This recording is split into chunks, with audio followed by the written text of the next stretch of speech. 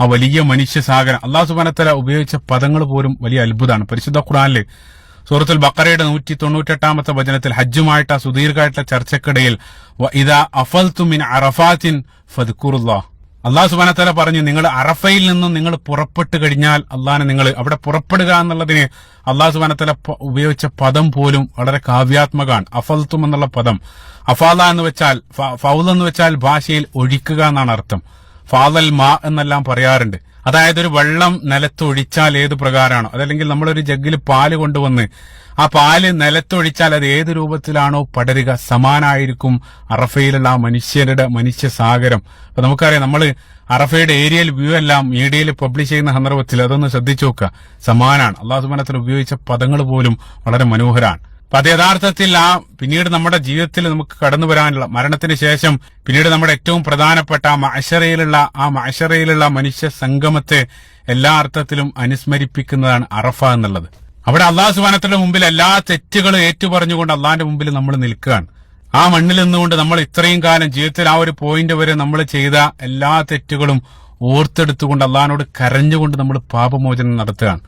അതേ സമാനമായിട്ട് തന്നെയാണ് മഅ്ശറയിൽ നമുക്കറിയാം, അവിടെ നമ്മൾ ഇഹ്റാമിന്റെ വസ്ത്രം ധരിച്ചിട്ടുണ്ട്. പക്ഷേ ഒരു വസ്ത്രം പോലില്ലാതെ അള്ളാഹു സുബ്ഹാനഹു വ തആല ലോകത്തുള്ള സർവ്വ മനുഷ്യരെയും സമാനമായിട്ട് ഒരുമിച്ച് കൂട്ടുക എന്നുള്ളതാണ്. അന്നത്തെ ദിവസവും നമ്മൾ അതുവരെ ചെയ്ത തെറ്റുകളല്ല, മറിച്ച് ഭൂമിയിലുള്ള ജീവിതകാലത്തുടനീളം ചെയ്ത തെറ്റുകൾ ഓർത്ത് നമ്മൾ അന്നത്തെ ദിനം ഭയപ്പെടും.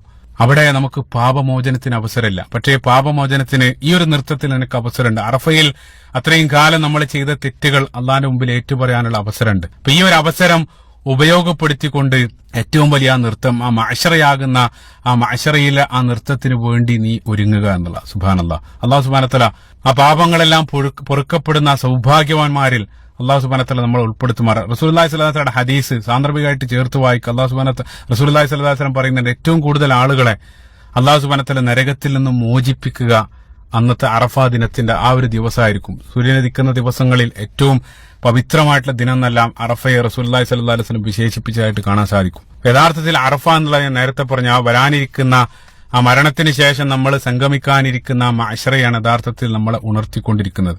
അറഫയിൽ ഹജ്ജ് നിർവഹിച്ച ആളുകൾക്കറിയാം, അന്നത്തെ ദിവസം ആളുകൾ അങ്ങോട്ടോ ഇങ്ങോട്ടോ ഓരോ അവരുടെ ആ ഒരു കർമ്മം നിർവഹിക്കാൻ വേണ്ടി ഓടുകയാണ്.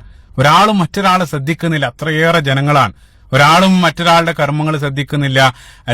എല്ലാ ആളുകളും അവനവന്റെ കാര്യം ഓർത്തിട്ടാണ് അവിടെ നിൽക്കുന്നത്. ഏതുപോലെ എന്ന് വെച്ചാൽ നമുക്കറിയാം, പരലോകത്തും നഫ്സി നഫ്സി എല്ലാ ആളുകളും സ്വന്തം കാര്യമാണ് ശ്രദ്ധിക്കുന്നത്. ആ ഖിയാമത്തിന്റെ ആ ഒരു ചെറിയ രൂപം യഥാർത്ഥത്തിൽ അറഫ സംഗമം നമ്മൾ ഉണർത്തുന്നുണ്ട്. ഏറ്റവും വലിയ അത്ഭുതപ്പെടുത്തിയ കാര്യം, ഈ ഒരു വിഷയം പഠിച്ച സന്ദർഭത്തിൽ ഏറ്റവും കൂടുതൽ അത്ഭുതപ്പെടുത്തിയത് സൂറത്തുൽ ഹജ്ജ് പരിശോധിച്ച സന്ദർഭത്തിൽ, പരിശുദ്ധ ഖുർആനിലെ 22-ാമത്തെ അധ്യായമാണ് സൂറത്തുൽ ഹജ്ജ്. ആ സൂറത്തുൽ ഹജ്ജ് ആരംഭിക്കുന്നത് അല്ലാഹു സുബ്ഹാനഹു വ തആല ഖിയാമത്ത് നാളിന്റെ ഭീകരത സൂചിപ്പിച്ചുകൊണ്ടാണ്. യാ അയ്യുഹന്നാസ് തഖൂ റബ്ബക്കും ഇന്ന സൽസലത്തി സഅതി ശൈഉൻ അളീം. എന്നിട്ട് അല്ലാഹു സുബ്ഹാനഹു വ തആല അടുത്ത ആയത്തിൽ യൗമ തറൗനഹാ തദ്ഹലു കുല്ലു മുർദഅത്തിൻ അമ്മാ അർദഅത് വതദഅ കുല്ലു ദാത്തിൻ ഹംലിൻ ഹംലഹാ വതറന്നാസ സുക്കാറ വമാ ഹും ബിസുക്കാറ എന്ന് തുടങ്ങുന്ന ആ സൂറത്തുൽ ഹജ്ജിന്റെ ആരംഭ വാക്യങ്ങൾ അതിമനോഹരാണ്. ഖിയാമത്ത് നാളിന്റെ ഭീകരത, സ്വന്തം മുലയൂട്ടുന്ന മാതാവ് പോലും കുഞ്ഞിന് അശ്രദ്ധനാകുന്ന ആ ദിവസം, അവിടെ അല്ലാഹു സുബ്ഹാനഹു വ തആല മനോഹരാണ്. കാരണം എന്താന്ന് വെച്ചാൽ യഥാർത്ഥത്തിൽ നമ്മൾ ചിന്തിച്ചു നോക്കുക, അതായത് ആ ഹജ്ജ് യഥാർത്ഥത്തിൽ എല്ലാ അർത്ഥത്തിലും ചെറിയ രൂപത്തിൽ അതിനെ നമ്മളെ ഉണർത്തുന്നുണ്ട്. സൂറത്തുൽ ഹജ്ജ് ആരംഭിക്കുന്നതും ആ ഖിയാമത്തിനെ ഉണർത്തിക്കൊണ്ടാണ്.